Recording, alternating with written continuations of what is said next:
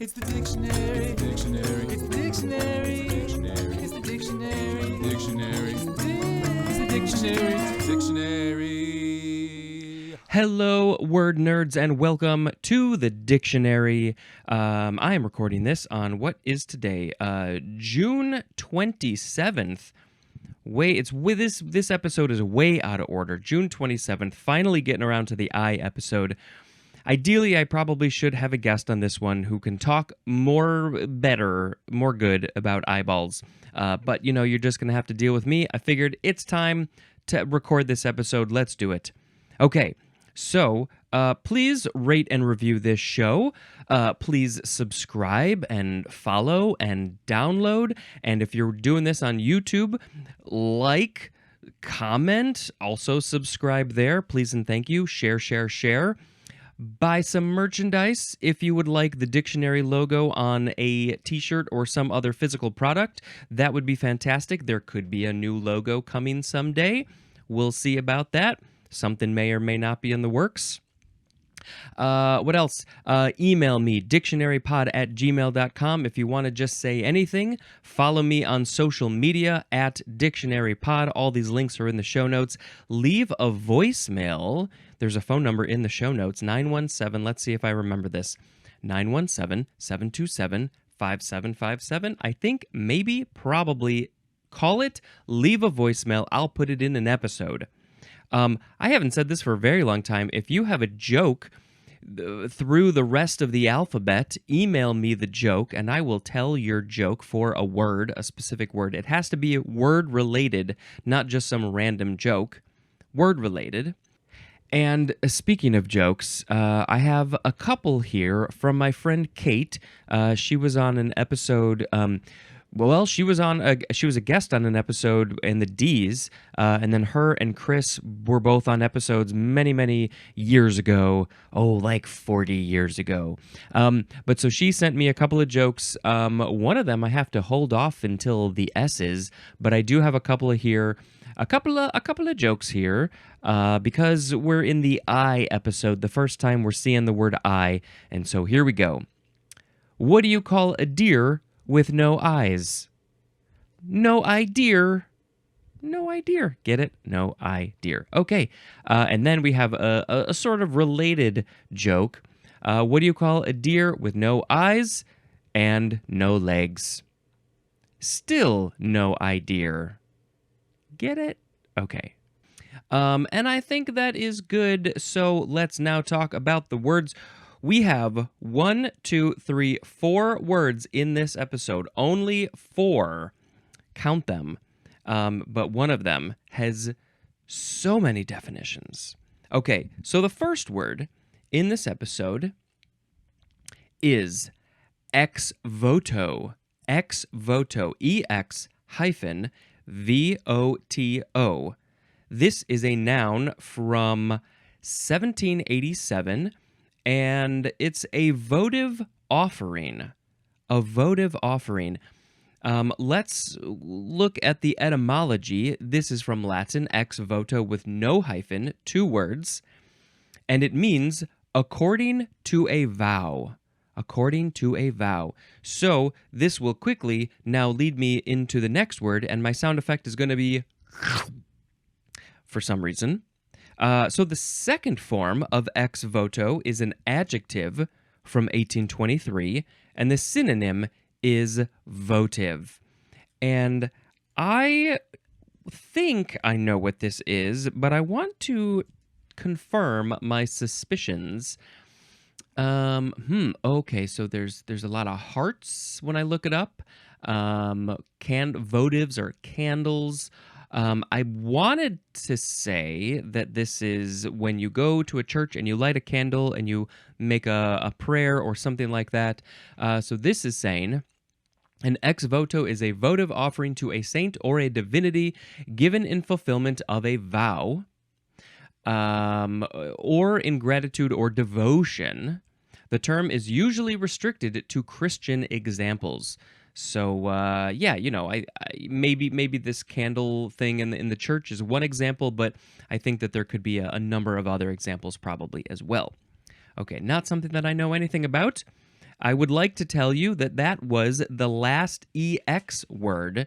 And so now we are getting into the EY section, which is going to go on through the rest of this season of E's, all the way until the last handful of words. That's when we get to the EZs, just a few EZ words. So this first EY word is a suffix hyphen EY. It goes at the end of a word, and all it says is just CY hyphen Y. So sometimes you put a Y at the end of a word. In certain contexts, based on how the spelling is, you will put an EY. That's it. Next is eyas. EYAS. Eyas.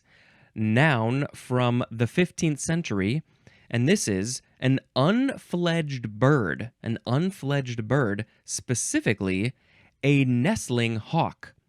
A hawk that is nestling. It is a nestling hawk. It's a young hawk in the nest going chirp, chirp, chirp, chirp, chirp, chirp. Feed me, feed me. I want the little buggies that have come from your mouth.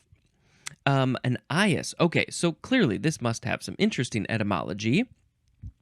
This says it is Middle English, an alternative of Nias, N-E-I-A-S, but it does say this, it could be by incorrect division of a Nias, the letter A and then the word Nias. It is from the Anglo-French Nias, which might be pronounced Naye, because the French don't like their S's, which means taken in the nest, from the vulgar Latin nidax, which means nestling, from the Latin nidus, N-I-D-U-S, which means nest, and there's more at the word nest. So, yep, that's what it is. So, nidus, nidax, nias, and then ayas. We just got rid of the N altogether. Yep, it's just all about being in the nest. Young bird chillin', being taken care of in the nest. An ayas. I wonder, is it just all birds, all fledgling, nestling, young little birds are ayases? Wait, the plural, what's the plural? It doesn't say what the plural is. Would it be ayases? Maybe it's the same. I don't know. Okay. The last word is the first form of the word I, E-Y-E, the thing in your head, and so many other things. I can't even believe how many definitions there are, and there's a chart that we have to talk about, and it goes well onto the next page. So we got to chug into this. I, noun from before the 12th century, number 1A. This one is long. A specialized light-sensitive sensory structure of animals that in nearly all vertebrates, most arthropods, and some mollusks is the image-forming organ of sight. Especially the nearly spherical, usually paired hollow organ of sight in vertebrates that is filled with a jelly-like material, is lined with a photosensitive retina, and is lodged in a bony orbit in the skull. Oh, yeah, that was a whole lot of stuff about the eyeball. We just call it the eye sometimes. I don't even, what can I say? I love that it is filled with a jelly-like material. I don't totally suggest looking this up, but if you want to, you can. There is a short experimental film by Salvador Dali, and I think somebody else. Anyway, I think it's called Un Chien Andalou, if I am remembering that correctly. Apologies if I have that wrong. I'm sure you can look this up, no problem. But it is famous for cutting an eyeball open. I think it was a goat's eyeball. They make it look like it was a human eyeball. I'm sure the goat was already passed, and Dali was like, "Give me that eyeball." Was he French or was he Spanish? I want to say he was Spanish. Anyway, he wanted the eyeball for this film, and they cut it open, and there's this stuff that oozes out. And I'm sure it's a combination of blood and this jelly-like material. And apologies if this is gross to you, but, it's in here that it's filled with the jelly-like material, so we have to talk about that, obviously. And that was the first example I could think of where I knew the eyeball stuff comes out. You see it. And I guess it's like jelly. Put it on your toast. No, please, that I can't deal with that. What I thought was interesting was that it says it's usually paired in animals. There's usually 2 of these in animals. And I think I mentioned this in a upcoming episode, but I can't off the top of my head think of any examples where there's an animal that has more or less than 2. Now, obviously, there are mutations that happen where there are, more or less eyeballs. Let's just look up animal. Well, I guess, insects, while it may look like they have 2 eyes, each one of those might be filled with a lot of eyeballs or eyes. I don't know. Animals with more than 2 eyes. I know that invertebrates often have more than 2 eyes. Invertebrates, yeah. Most spiders, for example, have 8 eyes that help them spot and hunt prey. A group of marine mollusks called chitonsdo,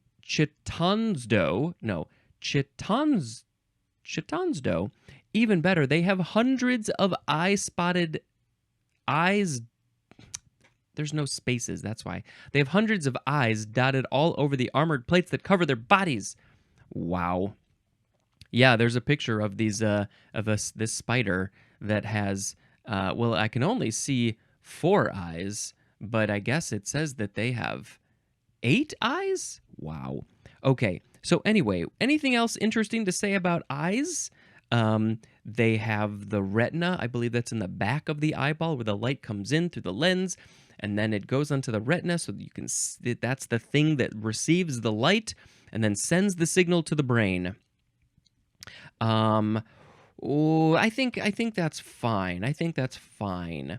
There's a lens. Yes. Okay, let's move on to 1B. How is this going to be different?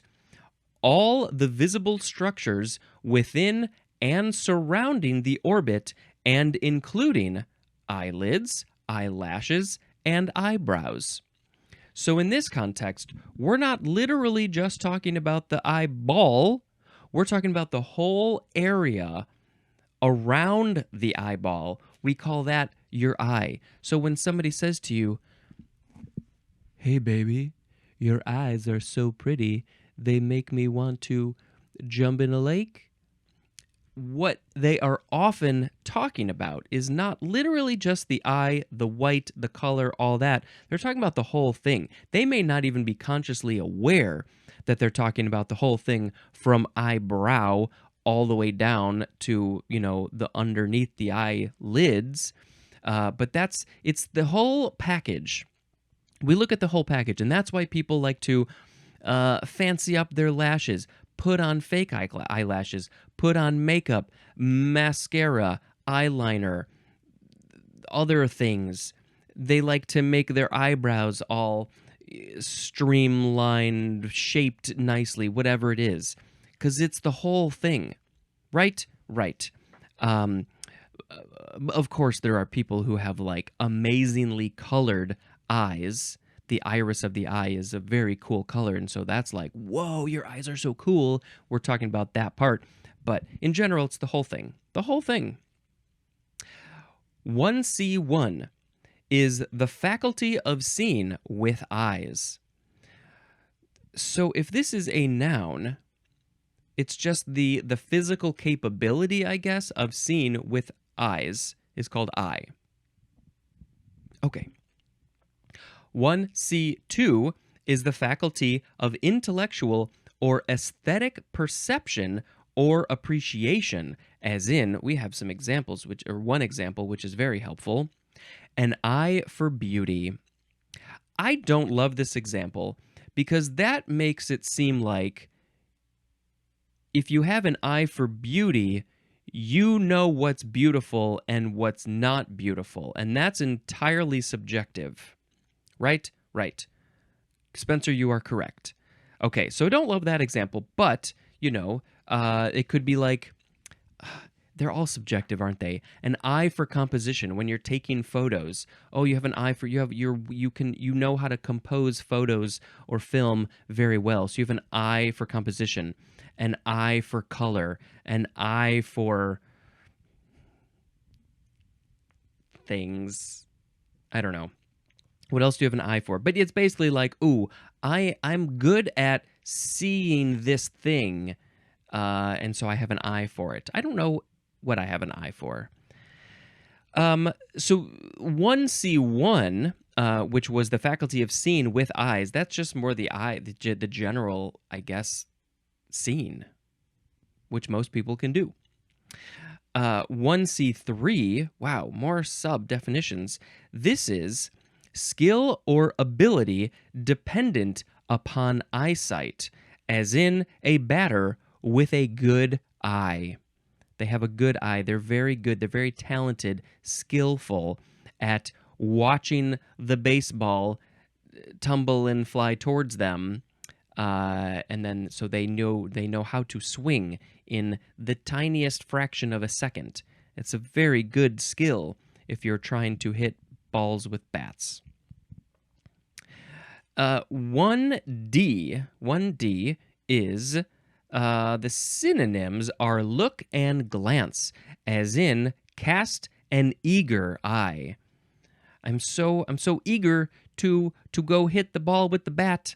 I'm looking at the batter who's up now. I want to get up there and I want to hit the ball with the bat. Please, thank you. 1E1, an attentive look, as in kept an eye on his valuables. He's just watching his valuables so much because he wants to make sure that nobody takes his valuables. It has an attentive look. He's staring at this thing. I may have told this story before, but my dad, when I was very young, he said, "Let me know when the second hand reaches this number on a clock," because he wanted to know how many minutes were up at a certain point.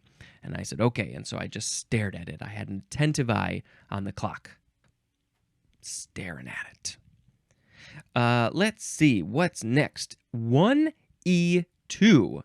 The synonyms are attention and notice, as in caught his eye.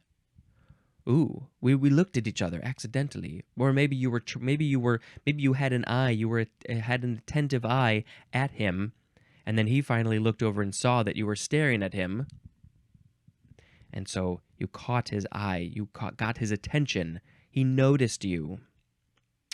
1E3, this has the most sub-definitions ever. 1E3 is close observation.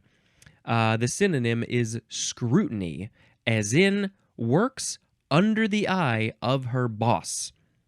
Works under the eye of her boss. Her boss is watching her so very closely to make sure that she has an eye on her work. She's very attentive to her work and doesn't make any mistakes. I don't know, that's kind of a helicopter boss. The other example is in the public eye. Again, close observation, scrutiny. The public is scrutinizing the person, giving them close observation. Now, I don't know. I think this example, in the public eye, yes, you are in the public eye. If you are famous, you're a celebrity, the public knows you. But that doesn't necessarily mean that there is close observation. Probably that, more likely than scrutiny. You are more likely to be scrutinized when you're in the public eye, but it doesn't necessarily, it's like not part of what it means all the time. but often it is. Those famous people, those celebrities, they are being scrutinized. They are under close observation. There are people watching them all the time for some reason because they're famous. It's such a weird thing. Okay, so speaking of, the word fame is going to be coming up in my future, not too long from now, because it's F-A-M-E. Who would I talk to about fame? Like, could I get a really famous person? Is there somebody who studies fame? Probably. That would be an interesting one to have an expert talk about it. Okay, number 1F. The synonyms are point of view and judgment, as in beauty is in the eye of the beholder. Yes, this is what we were saying before. It's very subjective. This is a phrase that has been a famous phrase for many, many times, many years.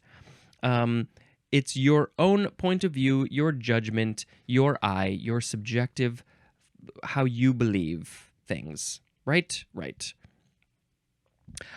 This one is often used in plural in this context, as in an offender in the eyes of the law. In the point of view or the judgment of the law, this person was an offender. That's how, in the eyes of the law. I guess, yeah. I'm trying to think of like how often is it used in plural. Maybe 50-50. I don't know. I don't know all the examples. Okay, we finally got to number 2. By the way, the chart that we have here is talking about the eye. I should have talked about that for the very first definition, but you know what? I'm going to save it for the end. Something to look forward to. Okay, number 2 is something having an appearance suggestive of an eye. Okay, I can think of at least one context where this might be, but let's talk about these sub-definitions. There's a bunch of them. So something having an appearance suggestive of an eye. It's like an eye. It's not literally an eye. It's like an eye. And now think about that when we go through all these sub-definitions. 2A, the hole through the head of a needle. And I guess we call it an eye because it's a hole. It's sort of eye. I mean, it's not eye-shaped necessarily. Kind of, I guess, if you look at your eyes, it's kind of shaped like that. So the eye of a needle, the needle's eye, we call it. It's suggestive of an eye. It's like an eye. So we call it the eye. 2B, a usually circular marking as on a peacock's tail. So if you look at the peacock's tail, up at the top, it has this circular coloration that sort of looks like an eyeball. And that, I don't know if we're going to see more examples like this in these sub-definitions, but there's a lot of examples in nature on animals. Moths, butterflies, snakes, lots and lots of animals have these things that look like eyes on them to make the other animals, the predators, think that it's this bigger animal or something.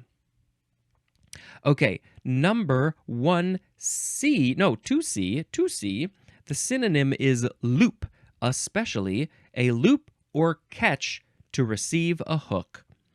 A loop or catch to receive a hook. Okay, so I don't remember when I talked about this, but if you want to latch a door, maybe if you go to a restaurant bathroom, they might have this. So there's a hook that comes down, and then it has to hook onto something. And so there's another screw that just has a hole in it, and that's the eye. And I do believe that was mentioned or will be mentioned in the next couple episodes. So that's an eye, because you got to hook onto the eye. 2D, this is an undeveloped bud, as on a potato. We always we joke about how potatoes have lots of eyes, and they're just little pieces that I guess become a bud. I don't really know how potatoes are grown. If you let it grow further, is there like a stalk that comes out of this bud from the potato? Does that become more potatoes? What's the point of having this grow? Why do we call them eyes? I guess sometimes they look kind of like an eye. Yeah. So the example is not a potato, but are there other things that have undeveloped buds that we call eyes? Do turnips have eyes like that? They're root vegetables. 2E, an area like a hole in the center of a tropical cyclone, marked by only light winds or complete calm with no precipitation. The eye of the storm. I've never been inside the eye of a storm, but I guess, according to this and what I learned many, many years ago when I was a child, is that it's all chaos around the eye, but when you get to the eye, or when the eye gets to you, it's all calm and everything. For some reason, it's outside of that. The storm is outside of the eye. That would be such a weird thing. If you can survive the storm part of it and then get to the eye, what's that like? And then you got to live through the rest of the storm. I don't think I ever want to be in the eye, because it means it's terrible before and after, and I don't want that. Can you be dropped just right into the eye? What was I watching something recently where they were like, we got to drop this thing into the eye of the storm? I don't remember. Okay, what's next? 2F is, and of course the eye of the storm, because it's a hole in the center, and so it resembles an eye. I guess I should have done the hole in the center like that. Okay, 2F is the center of a flower, especially when differently colored or marked. Specifically, the disc of a composite. I've heard of like composite herbs, I think. What's the first one I can think of? Like the daisy, right? I think that's one of them. The day's eyes. It's white petals with a yellow center, and so the yellow center is the eye. Or maybe the whole thing is the eye, because it kind of looks like an eye. 2G1, a triangular piece of beef cut from between the top and bottom of a round. And I don't know what part the round is, but or why would you do this? Okay. You're cutting a triangular piece of beef between the top and bottom of a round. First of all, why are you doing this? Why do we need to cut a triangular piece out? I don't understand that. But I guess a triangle is close enough to an eye that we just call it an eye, especially when it's been cut out. It sort of looks like an eye in what's left. I don't understand this. I don't do the meat. I'm so sorry. I can't give you more information. 2G2.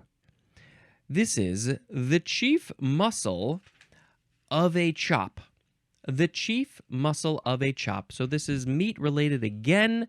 I don't know why we call it an eye. I guess does this chief muscle look like an eye? Sure. Why not?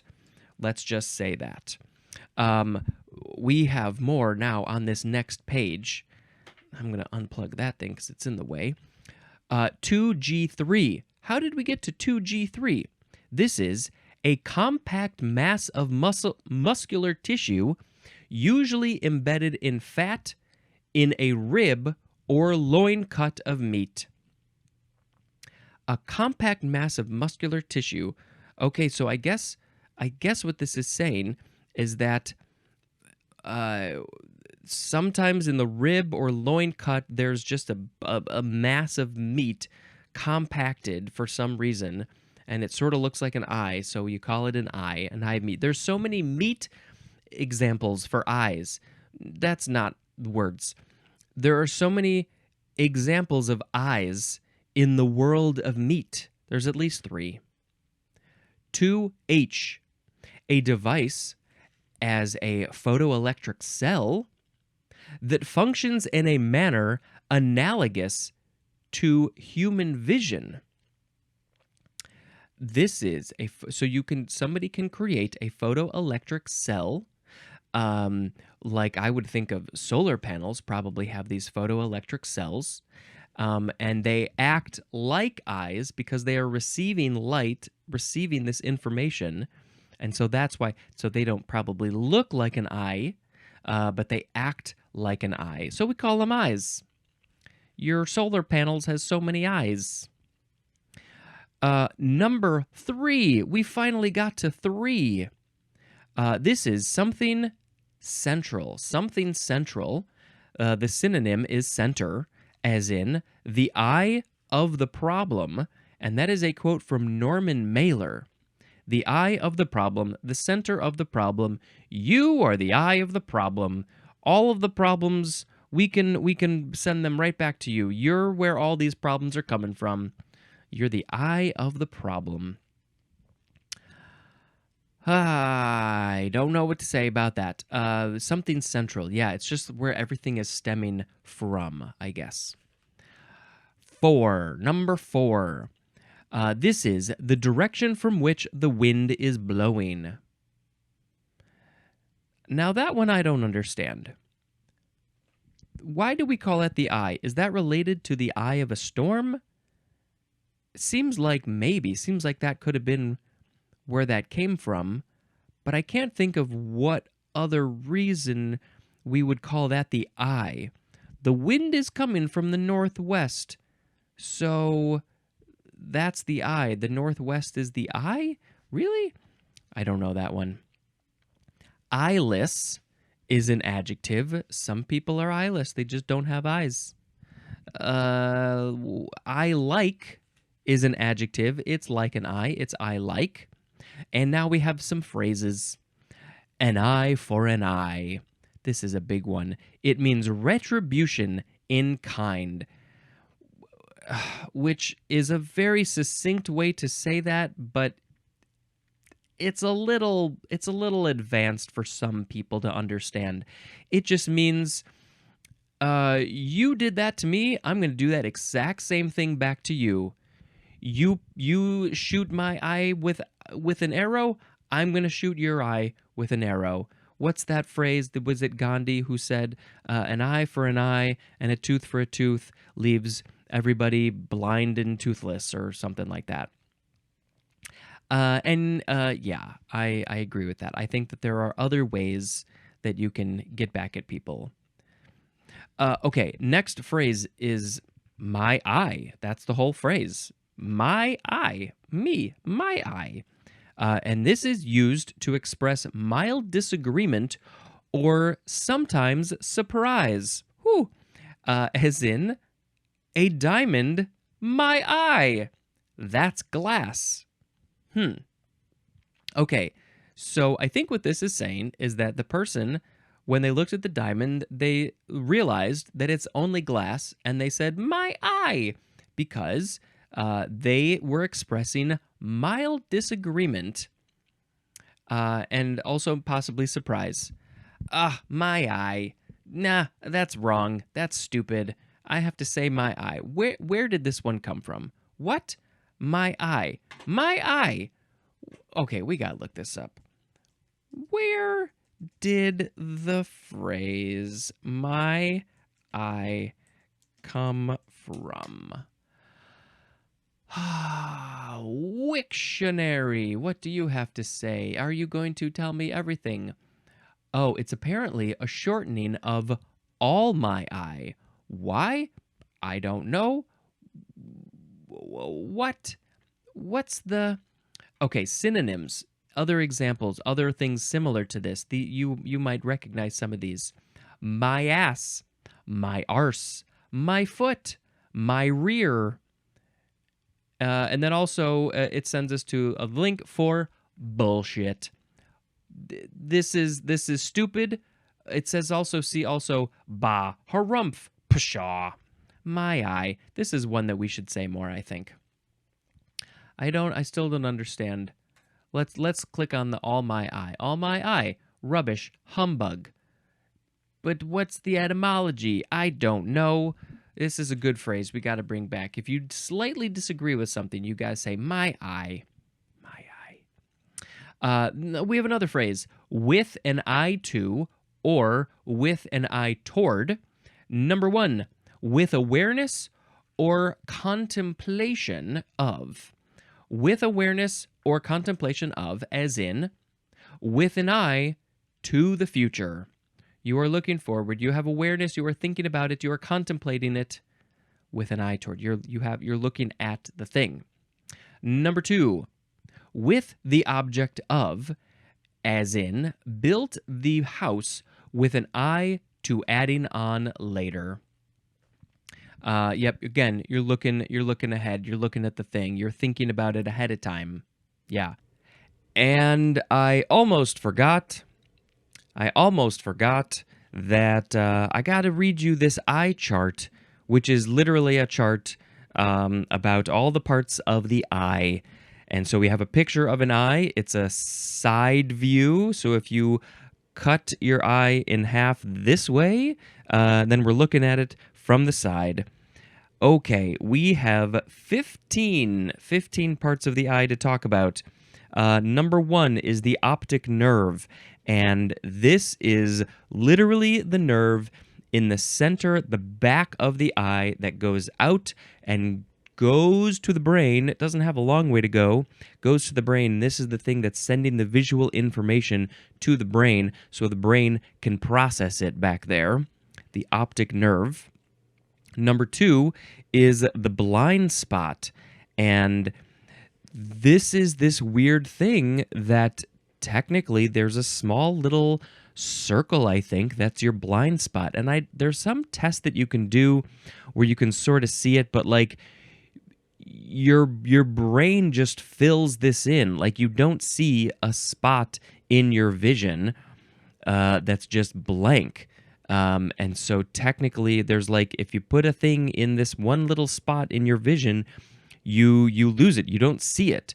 But because we have, most people have 2 eyes, they help to fill in that information. But yeah, it's crazy that there's like just a weird little blind spot that like the information doesn't get to the back part of that eye. Number 3 is the fovea, Fovea, and this is what looks like, I'm guessing, it looks like the inner lining of the eye. So it's the, how do I describe this? The inside, if the eye were hollow, this would be the inside coating of the eye, I think. Yes, it's pointing to a line that's like on the edge of the eyeball, on the inside. Okay, number 4 is the sclera, and this looks like it is literally the outside. So if the fovea is the inside layer on the out, God, words are stupid. The sclera is the outside coating of the eye, I think. Number 5 is the choroid, choroid, and this is pointing to, it looks like it's in between the fovea and the sclera. It's this thing that goes all the way around the eye that's called the choroid, and it's sort of a thicker layer, it looks like, that goes all the way around in between the sclera and the fovea. Number 6 is the retina, and it's a little hard to tell, but it kind of looks like this is in between number 3, the fovea, and number 5, the choroid. And based on what this chart is it looks like it goes from like the top part of the eye all the way back to the bottom part. Maybe it's like the whole back half of the eye is the retina. I don't know how much space it takes up, but it looks like it's a pretty good chunk of space. Number 7 is the ciliary body, Ciliary, ciliary body. And this is in the front of the eye. It looks like it's just right on the edge. So if the cornea is the part that sort of sticks out, right? We'll get to that one in a second. That looks like it's 10. It's just on the edge of that. I can't really describe it. It looks sort of like the transition from like the iris to the retina, to the rest of the part of the eye. Let's see. Number 8 is the posterior chamber. the posterior chamber. Now, this is pointing to, like, kind of in the front of the eye, kind of where, like, the iris is next to the ciliary body. But posterior makes me think it's in the back of the eye, but no, it's in the front. It's a chamber for the posterior stuff. Number 9 is the anterior chamber. That also makes me think of the back, but no, this is, okay, so this is literally the space between the cornea and the iris. That whatever space that is, I guess, it's the anterior chamber. That's kind of what this looks like. Number 10 is the cornea. So this is the part that sticks out in the front. It's maybe a kind of a protective. It's protecting those sensitive parts in the eye, but you don't want it to be injured. It's not like, yeah, it can be damaged. Number 11 is the lens. Now this is, which I think I mentioned this in the upcoming episode. This is behind, more to the inside, behind the iris. So the stuff comes in the cornea. We haven't gotten to the iris yet, but it goes through the iris, through that hole, and the lens is right there behind all that. This is the thing that, like, the information, the light information goes through the lens, and depending on, how your lens is shaped, I guess, that's how you see things. And there's a lot of other factors as well. Number 12 is the iris. Just making sure I'm looking at the right part. Yep. So this is the colored part around the hole in the eye. Everybody has different colors, different shape. They're all circular, but like sometimes they can get weirdly shaped, or the pattern in the color can be different. Some people have one color on one side and another color on another side. There's a name for that. Though that's the part that, that's like, mine are like dark, kind of bluish, greenish, nothing too interesting. Wish it was more cool. Number 13 is the suspensory ligament. Suspensory ligament. So this makes me think of, it's like being suspended. It's a ligament. Where is this one? 13 is pointing to, I don't know, it looks similar to the spot where the posterior chamber is, and the ciliary body. It's sort of in that region. And I guess this is the ligament maybe that's holding the iris in place. Number 14 is the conjunctiva, or conjunctiva. I think that's maybe how it's pronounced. You can get conjunctivitis. That's where your conjunctiva is inflamed. And so where is this pointing? This is this looks like this is basically like the white of the eye. All that area beyond the iris, beyond the cornea, or around that area. That's the conjunctiva. Well, I guess when you get pink eye, that's conjunctivitis. Maybe, should I look it up? Pink eye, which, by the way, is very you can spread it easily. So you got to be real careful when you got pink eye. Contagious, that's the word I was looking for. But this conjunctivitis. Pink eye is an inflammation of the transparent membrane that lines the eyelid and eyeball. Right? That's this transparent thing that goes all around the eyeball. And then number 15, the last one, is the vitreous humor. And this is pointing to the inside, all of that jelly-like substance on the inside. Humor is a funny word for things like this. Back in the day, they thought that our body had the 4 humors.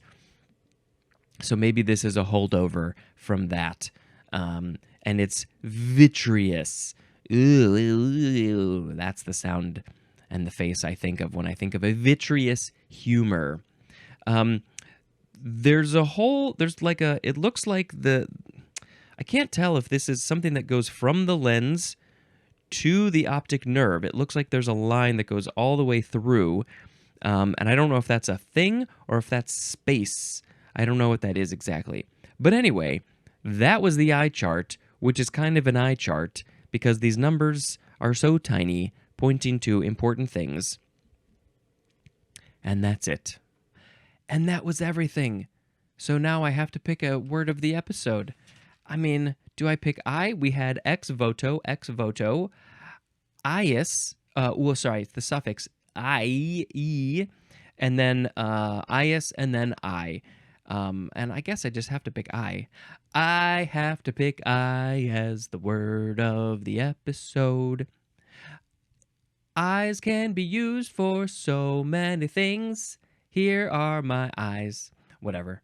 That's fine. Eyes. I've already recorded the next 2 episodes, and you are gonna get to learn about so many fun I words. I can't even handle it. Because I'm recording this out of order, I can't tell you about a movie. Maybe if Sharon is on the last episode, we'll have a big old movie conversation about a bunch of movies.